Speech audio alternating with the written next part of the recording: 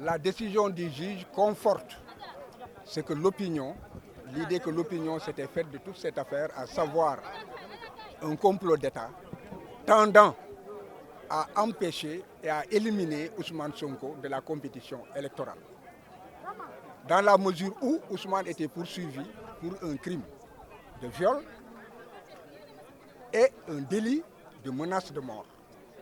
Et les juges ont considéré que tout cela relevait en fait de mensonges et l'ont acquitté du fait de viol et aussi relaxé du fait de menace de mort.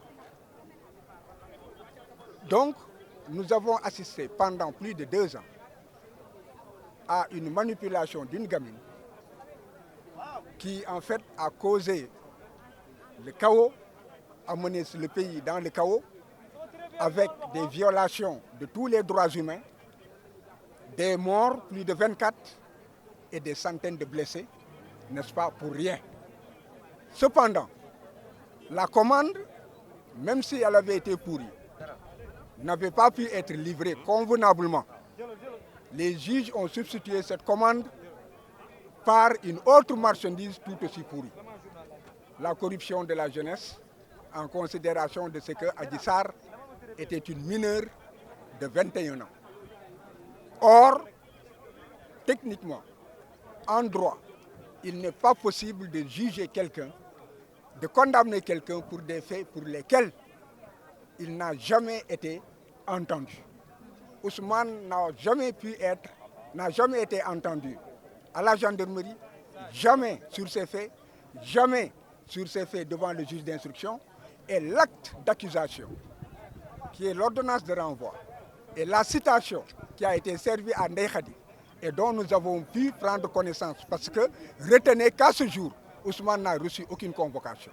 Nous nous référons toujours sur l'acte, la citation qui a été envoyée à Ndeye Khady, et dont les avocats nous ont remis des copies. Il ne figure pas une infraction, l'infraction pour laquelle il a été condamné.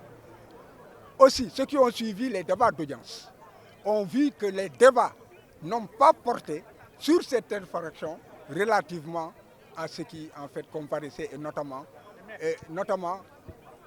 concernant, quand même, quand on parle, c'est tous ces gens qui parlent, ne prenez pas pour vous seuls.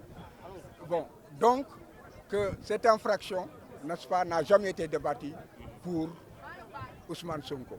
Donc, il est clair qu'il s'agit d'une farce encore, et l'objectif visé, qui était en tout état de cause avec cette substitution de marchandises, c'était de rattraper la commande, qui était de trouver les moyens d'empêcher que Ousmane Sonko n'aille pas aux élections de 2024.